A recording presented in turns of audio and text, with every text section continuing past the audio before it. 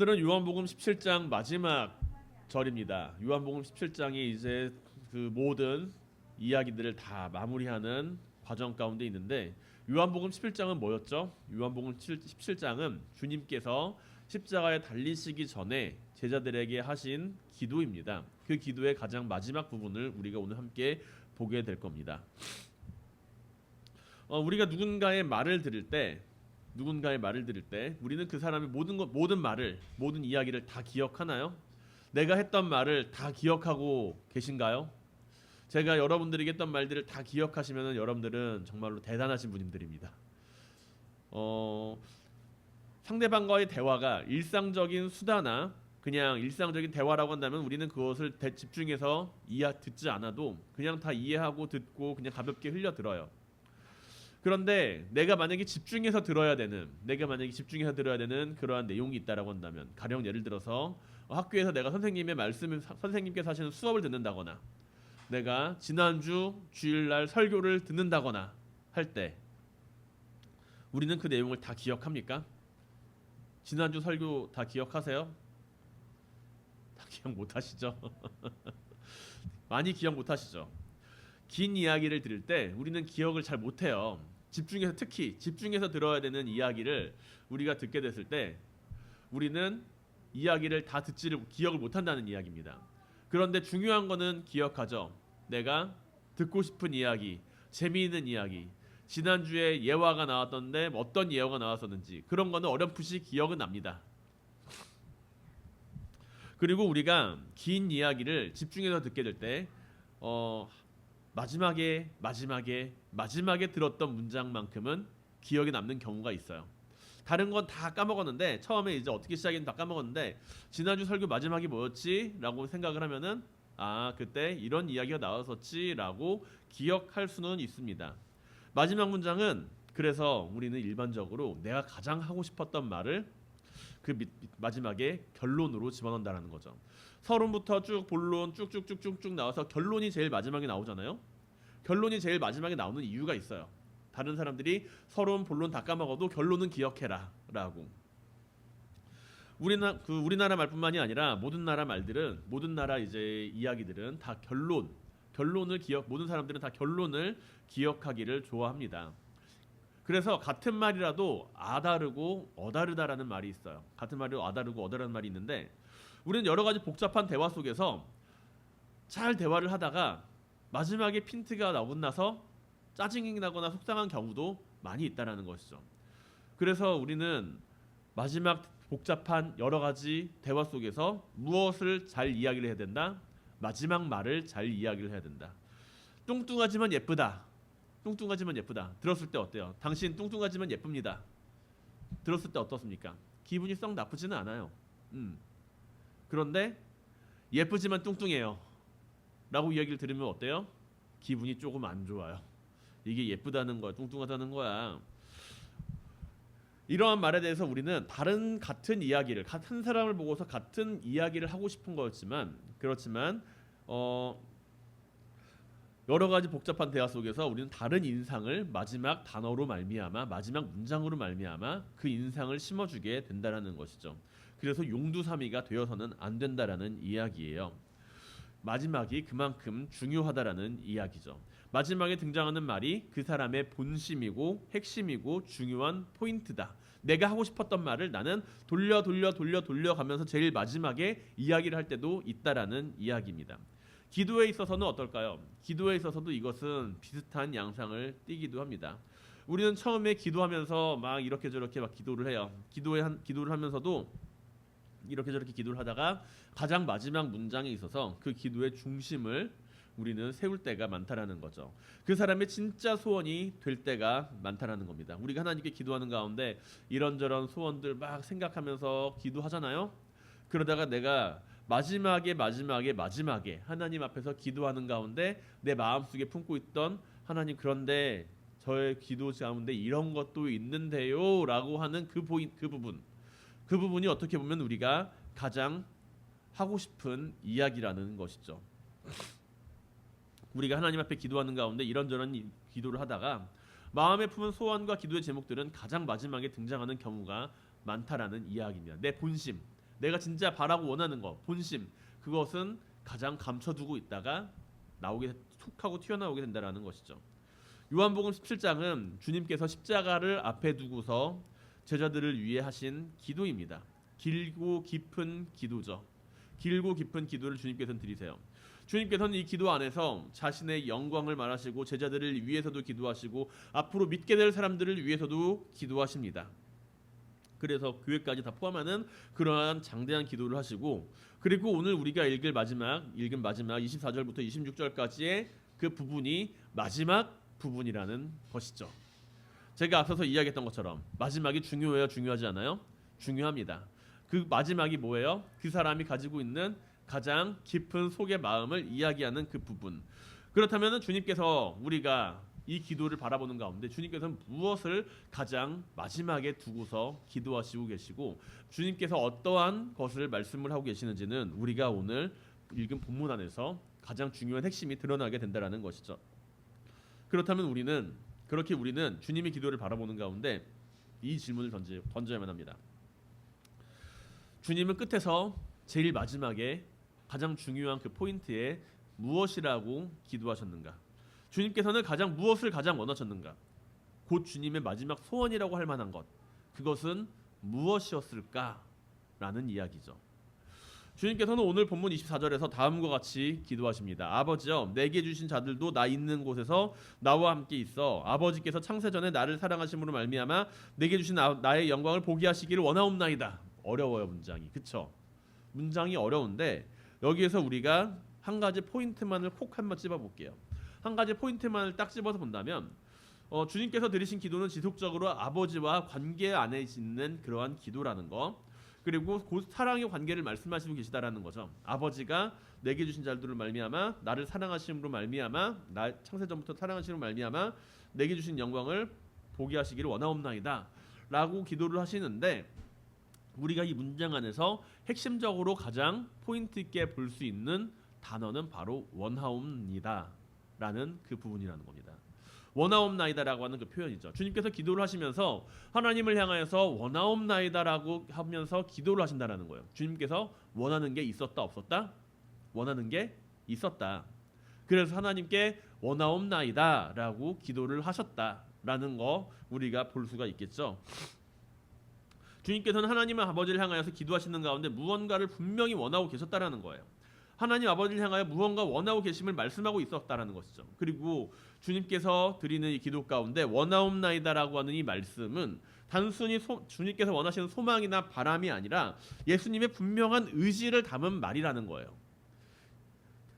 그리고 이것은 곧 하나님께서도 원하시는 바와 같다라고 우리는 볼 수가 있다라는 거죠. 왜냐하면 요한복음 안에서 주님께서는 늘 무엇이라고 말씀하십니까? 아버지의 뜻이 내 안에, 내가 아버지 안에 있습니다라고 이야기를 하면서 아버지와 자신을 항상 연결시켜서 내가 행하는 이 모든 일들과 뜻들이 단지 내가 행하는 것이 아니라 아버지께서 나와 함께 하심으로 내가 일한다라고 하는, 곧 아버지의 뜻이 나로 말미암아 이루어진다라고 하는 이야기를 종종 하셨던 거 기억하시죠?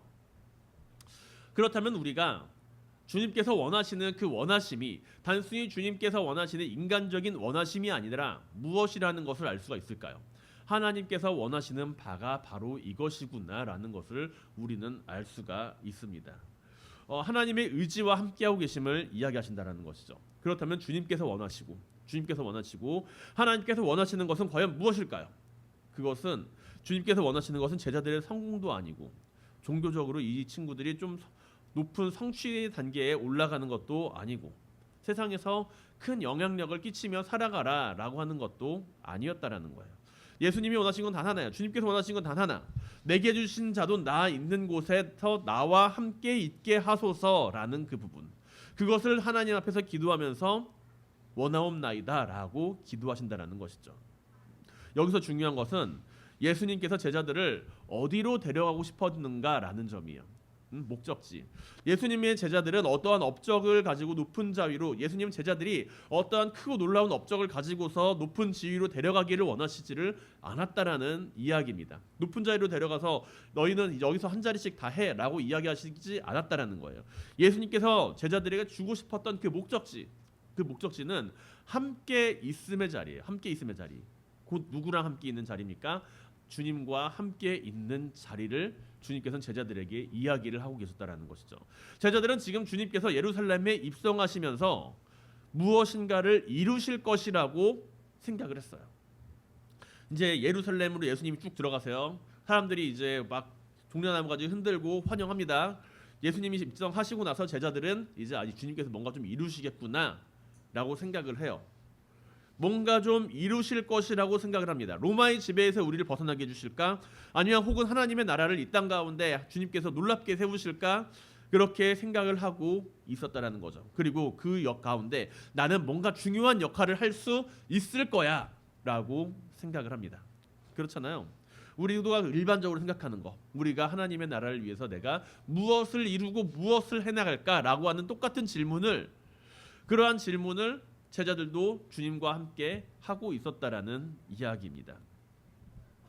그러나 주님께서는요, 제자들이 무엇인가를 이루어내는 것을 바라보는 것이 아니라 함께 있음을 원하셨다라는 것이죠.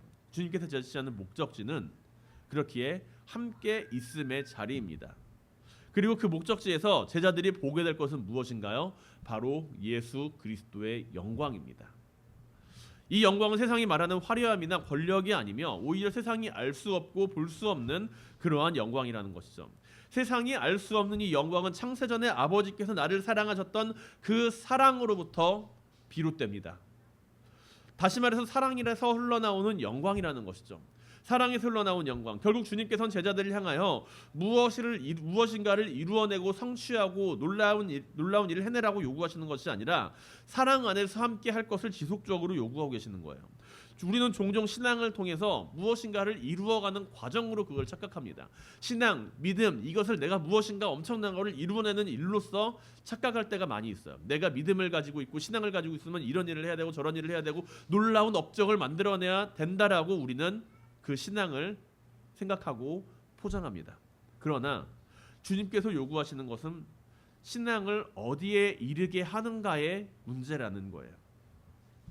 우리는 신앙이라고 하는 것은 무엇인가를 이루는 과정으로 이해하지만 주님께서는 그것으로 말미암아 너가 어디에 이르렀는가, 그것에 대한 문제로 말씀하신다는 거죠. 믿음을 가지고 하나님을 따르며 신앙을 지키며 살아가는 사람들이 수많은 업적과 위협을 남겼습니다. 그런데 그것이 그 믿음의 정체이자 그것이 믿음의 결과가 아니라는 거죠.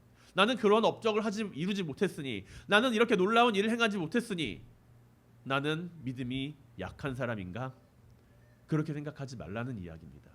내가 믿음을 가지고 살아간다는 것은 주님께서 함께 하시는 그 자리에 내가 존재하며 내가 하나님을 믿고 따르며 신앙을 지키며 살아간다라고 하는 것은 그 삶의 자리가 내가 어디에 이르렀는가, 내가 누구와 함께 있는가를 바라보아야 하는 모습이라는 거예요. 신앙의 끝은 무엇입니까? 신앙의 끝은요, 결과가 아니에요. 신앙의 끝은 결과가 아니라 주님께서 함께 거하시는 자리라는 사실을 기억하시길 주님의 이름으로 간절히 축원드립니다. 주님께서는 25절에서 다음과 같이 기도하세요. 25절에서 뭐라고 기도하시죠? 의로우신 아버지여, 의로우신 아버지여, 세상은 아버지를 알지 못하였으되 나는 아버지를 알았사옵고 라고 기도를 하십니다. 예수님은 여기서 세상과 제자를 분명히 구분하세요. 세상과 제자를 분명히 구분하십니다. 그 차이는요, 능력이나 도덕성에 대한 차이가 아니에요. 능력이 많은 사람, 능력이 엄청난 사람, 탁월한 사람, 그런 사람이 제자다, 그런 식으로 이야기를 하시는 것이 아니라 도덕적으로 뛰어난 사람, 도덕적으로 착하고 품흠이 없고 뭔가 정직하게 살아가는 사람, 그런 사람이 제자다라고 이야기를 하는 것이 아니라 알의 차원에서, 알미라고 하는 그 차원에서 주님께서는 제자와 세상을 구분하고 계신다는 거죠. 일반적으로 제자가 된다라고 하는 것, 내가 누군가의 제자가 된다라고 하는 것은요, 내가 그 사람 밑에 들어가서 제자가 된다라고 하는 것은 그 선생님이 나에게 물려줄 것이 있을 때, 그때 우리는 제자로 들어갑니다. 선생님이 지식이 뛰어나요, 아는 게 많아, 뭔가 그 사람이 이룬 업적도 크고 그런 게 많아요. 그럼 난 그 사람 밑에 제자로 들어가고 싶어요. 무엇을 위해서? 나도 그렇게 되고 싶어서, 그 사람이 이루는 업적과 같은 것을 나도 이루어 보고 싶어서, 나도 그 사람 밑에서 배워서 더 똑똑해지고 뭔가 좀 잘나고 싶어서. 그래서 우리는 스승의 제자로 들어가는 거잖아요. 피아노 잘 치는 사람에게 우리는 가서 피아노를 배우고 싶죠. 요리 잘하는 사람에게 가서 요리를 배우고 싶고, 똑똑한 사람에게 가서 공부를 배우고 싶고, 스승도 제자들을 모집할 그 스승들도 제자들을 모집할 때 똑같습니다. 어떻게 자신을 홍보해요? 서울대생 과외 모집합니다. 연세대생이 과외 모집합니다.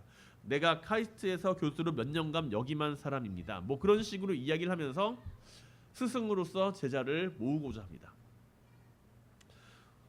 개인 생활에서 철저하게 트레이닝을 하는 사람이나 도덕적으로 무음한 사람에게 우리는 자기 개발에 대한 조언을 듣고 싶기도 하죠. 그러나 주님께서는요, 제자와 제자가 아닌 사람들의 가장 결정적인 차이를 알미라는 것으로 두었어요.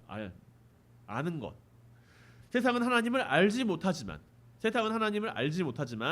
예수님은 아버지를 알고 계시다라는 그 이야기. 그리고 제자들은 예수님을 통해서 하나님을 알게 되었다라고 하는 그 이야기. 여기에서 말하는 그 안다라고 하는 것. 안다라고 하는 것은 뭐예요? 정보나 지식 차원의 문제가 아니라는 것이죠. 정보나 지식적인 차원의 문제가 아니라 요한복음에서 말하는 그 안다라고 하는 것은 언제나 관계적인 알을 이야기합니다. 세상은 하나님에 대해서 많은 이야기를 할 수 있지만 하나님과의 관계 안으로 들어오지 못한다라는 이야기예요. 어째서 세상은 하나님에 대하여 말을 할 수 있지만 하나님과의 그 관계 안으로 들어오지는 못하는가? 그것은 하나님께서 숨어 계시거나 멀리 계시거나 알지 못하는 곳에 계셔서가 아니라 그들이 사랑의 관계로 들어오지 않기 때문이라는 것입니다. 우리가 안다라고 하는 것, 누군가를 안다라고 하는 것은 그 사람을 설명의 대상으로 여기는 게 아니라는 거죠. 내가 저 사람을 잘 알아, 내가 저 사람을 잘 알아라고 하는 그 말 안에는 저 사람에 대해서 내가 잘 설명할 수가 있어라고 하는 그 차원을 넘어서 저 사람과 내가 밀접한 관계를 맺고 있을 때 우리는 그 사람을 알고 있어라고 말을 할 수가 있습니다. 여러분은 누군가를 알고 계신가요? 내가 잘 알고 있는 사람 누가 있을까요? 잘 알고 있는 사람, 뭐 가족이 될 수도 있죠. 배우자가 될 수도 있고 남편이 될 수도 있고 뭐 아이들이 될 수도 있고 부모님이 될 수도 있고 내가 그들에 대해서 안다라고 이야기를 할 때 내가 그들의 모든 것을 말로 다 설명할 수는 없어요. 하지만 뭘 할 수는 있어요? 내가 그를 알고 있다. 그와 깊은 관계를 맺고 있다라는 것을 우리는 말을 할 수가 있습니다. 그렇기에 우리는 하나님에 대해서 어떻게 하나님을 알 수가 있을까요? 피조물인 우리가 창조주인 하나님을 알고자 할지라도 그것은 알 수 없는 분명한 한계가 존재합니다. 분맹무상이라는 말처럼 장님이 코끼리를 만지면서 그 코끼리의 다리를 만지고 귀를 만지고 코를 만지고 뭐 등을 만지고 그러면서 코끼리는 이런 거야 라고 설명을 하려고 할지언정 그게 코끼리의 전부는 아니라는 거죠. 바닷물을 담을 수 없는 그릇이 없고 그리고 그 그릇이 채워지면 물이 넘치는 것처럼 하나님을 찾고자 하나 우리가 알 수 있고 인식할 수 있는 하나님은 분명한 한계가 있습니다. 그러나 주님께서는 자신을 아버지를 아는 분으로 소개하시고 제자들 또한 아버지께서 나를 보내신 줄 아는 자들이라고 말씀하십니다. 그래서 우리는 뭐예요? 우리는 관계를 가지고 있다는 거예요. 관계. 내가 하나님에 대해서 온전히 완벽하게 퍼펙트하게 내가 말로써 다 설명할 수 있는 건 아니지만 나는 분명한 관계를 가지고 있다고요. 누구 안에서? 예수 그리스도 안에서 나는 하나님과의 분명한 관계를 가지고 있을 때 나는 하나님을 알 수 있다라고 말을 할 수 있다라는 겁니다. 우리가 하나님을 안다라고 이야기를 할 때 내가 하나님을 안다라고 이야기할 때 내가 그 뜻을 다 알아. 그 뜻을 다 알아라고 이야기를 한다고 한다면 그것은 분명 잘못된 거예요. 그러나 내가 하나님에 대해서 이야기를 할 때 주님께서 자신을 아버지를 아는 분으로 소개하시고 제자들 또한 아버지께서 나를 보내신 줄 아는 자들이라고 말씀하시면서 그 알미라고 하는 것이 정답을 아는 것이 아니라 누가 나를 보내셨는지를 아는 것 그리고 그분을 신뢰하는 그 모습 안에서 우리는 하나님을 알 수 있다라는 것이죠. 주님께서는 우리가 정답을 아는 제자가 되는 것이 아니라 하나님과 사랑의 관계를 가지고 살아가는 제자가 되기를 원하신다라는 이야기입니다. 주님께서 말씀하시는 사랑은 뭘까요? 주님께서 말씀하시는 그 사랑의 관계는 뭘까요? 하나님과의 사랑의 관계를 가지고 살아가는 그 제자라고 하는 그 모습 안에서 그 사랑이란 과연 뭐죠? 내가 하나님을 뜨겁게 사랑하는 것, 다른 어떤 것보다도 하나님을 가장 좋아하고 다른 어떤 것보다도 하나님만 없으면은 하나님만을 최고로 여기고 그것을 사랑이라고 우리는 이야기할 수 있을까요? 주님께서 말씀하시는 사랑은 무엇일까요? 내가 아버지의 이름을 그들에게 알게 하였고 또 알게 하리니 이는 나를 사랑하신 사랑이 그들 안에 있고 나도 그들 안에 있게 하려 함이니이다. 이것은 요한복음 17장의 가장 마지막 부분에 해당하는 이야기입니다. 그리고 요한복음 17장의 신학적인 정점이라고도 말을 할 수가 있겠죠. 예수님의 목적은 단순히 제자들이 하나님을 알게 되는 것, 그것을 가지고서 끝나는 것이 아니라는 거예요. 하나님과 관계를 맺었으니까 내가 이제 하나님을 알아라고 끝나는 것이 아니라는 거죠. 예수님의 목적은 뭐예요? 주님의 목적은 하나님의 사랑이 그들 안에 머물게 되는 것이 바로 진정한 목적이라는 이야기입니다. 그렇기에 우리는 여기서 우리의 사랑을 다시 정의해야 됩니다. 내가 가지고 있는 하나님을 향한 그 사랑을 다시금 정의해야 됩니다. 주님께서 말하시는 그 사랑이 순간적인 감정이 아니라 그 사랑이 머무는 상태를 의미한다라는 거죠. 사랑이 그들 안에 있다라고 하는 그 말은요. 사랑이 그들 안에 있다라고 하는 그 말은 사랑이 그들의 삶 속에서 자리를 잡았다라고 하는 이야기예요. 그 뜻입니다. 우리는 사랑에 대해서 그것을 감정적인 영역으로 생각해요. 사랑이 뭐죠? 사랑이 그냥 뜨겁게 불타오르는 마음 아닌가요? 그렇게 생각을 합니다. 사랑을 감정의 영역으로서 내가 가지고 있는 하나의 감정의 영역으로서 사랑을 생각해요. 내가 누군가를 사랑한다는 것은 내 감정의 영역에서 그를 대하는 것으로 생각할 때가 있습니다. 사랑이란 우리의 마음을 따뜻하게 해주는 감정, 사랑이라는 감정 안에서 우리는 늘 행복할 수 있다라고 이야기를 해요. 그러나 주님께서 말씀하시는 그 사랑이라는 것은 단순히 감정적인 영역 안에서만 설명하는 것이 아니라 거처로서 말씀하십니다. 사랑이라고 하는 것을 거처로서 말씀하신다는 거예요. 나도 그들 안에 있게 하려 함이니이다 라는 것이죠. 사랑이란 뭘까요? 우리가 말하는 그 사랑이란 뭘까요? 불처럼 타오르다가 그 감정이 식어져 버리면은 사라져 버리는 게 사랑이라고 말할 수가 있을까요? 만약에 우리가 살아가는 그 집이, 우리가 사는 그 집이 어느 날 갑자기 사라지고 말 거라고 한다는 집이라고 한다면, 그렇다면 얼마나 불안하겠어요. 내가 오늘 집에 들어가는데 이 집이 내일 사라질지 모레 사라질지 몰라요. 그러면 우리는 어때요? 불안하겠죠. 당장 내일 이 집이 없어지고 나는 거리에 내앉아야 된다라고 한다면 우리는 그 안에서 굉장한 불안함과 염려를 가지고 살아가게 될 겁니다. 그러나 우리는 사랑 안에서 불안함을 느끼지 않아요. 인간적인 사랑의 모습 안에서 불안함이 조금 있을지는 모르지만 주님께서 말씀하시는 그 사랑의 관계로 이루어진 삶 안에서 우리는 불안함이 아니라 안정감을 가지게 된다는 겁니다. 집이라는 것이 건물로서의 거처가 아니라 내가 머물 수 있는 장소로서 여겨지게 된다라고 한다면 우리는 당장 내일의 집이 사라진다라고 해도 내가 머물 수 있는 장소가 존재하는 한 우리는 결코 불안하지 않을 수 있다라는 이야기입니다. 우리가 원하는 것은 물론 화려한 건물로서의 집도 있을 거예요. 그러나 내가 그곳에 머물고자 하는 곳이 편안한 장소가 되는 것이 더욱 중요하다라는 이야기죠. 사랑이 있는 곳에 주님께서 계십니다. 주님이 계신 곳에 사랑이 있습니다. 이것이 요한복음에서 말하는 사랑과 신앙의 핵심이에요. 신앙은 주님을 흉내내는 삶이 아니라는 거죠. 내가 믿고 있는 그 믿음이라고 하는 게 주님을 흉내내는 삶이 아니라는 거예요. 내가 주님을 믿는다라고 할 때, 그것이 내가 주님께서 살아오신 그 믿음의 삶을 흉내내서 누군가를 돕고 누군가를 위해서 사랑해주고 누군가를 위해서 뭔가 좀 내가 가진 것을 좀 나누는 그러한 삶이 주님께서 말씀하시는 사랑이 아니라는 겁니다. 주님께서 말씀하시는 그 사랑은 흉내내는 삶이 아니라 주님이 우리 안에 거하시는 것, 그리고 우리가 주님 안에 거하는 것, 그것이 바로 주님께서 말씀하시는 사랑의 모습이라는 것이죠. 우리의 사랑은 주님을 따르는 모습이 아니라 주님의 사랑이 우리의 삶에서 연결되는 모습입니다. 그리고 그 안에서 우리는 평화를 이루고 하나님을 알게 된다는 거죠. 우리 안에 주님의 사랑이 함께하기를 주님의 이름으로 간절히 축원드립니다.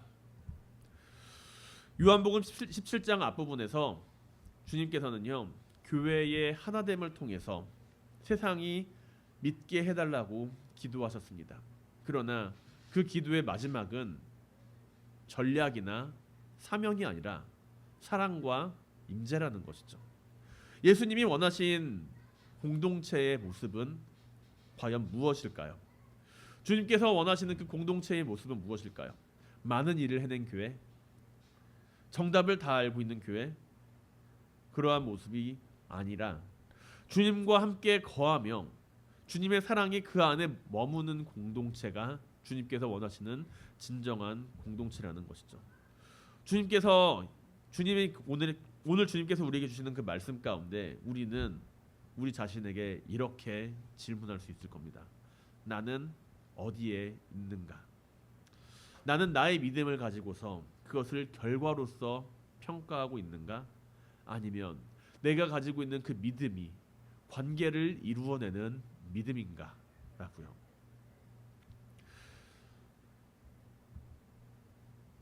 우리는 주님을 따르며 어디로 가고 있다라고 생각을 하십니까? 내가 지금 주님을 따르는 존재라고 한다면, 내가 주님을 따라 걸어가는 존재라고 한다면 우리에게는 분명한 목적지가 있겠죠. 그 목적지가 어디입니까? 저 먼 하늘나라예요? 아니면은 성공하는 삶의 자리입니까? 우리가 이야기하는 그 신앙의 목적지, 믿음의 목적지가 성취나 성과가 아니라 함께함의 자리가 될 수 있기를 바랍니다. 주님의 마지막 소원은 분명합니다. 내가 있는 곳에 너희도 함께 있기를 원한다라는 것이죠. 우리의 믿음과 사랑이 어떠한 목적을 이루기 위한 수단이나 방법이 아니라 주님께서 우리와 함께 계심을 드러내는 삶이 되기를 주님의 이름으로 간절히 축원드립니다.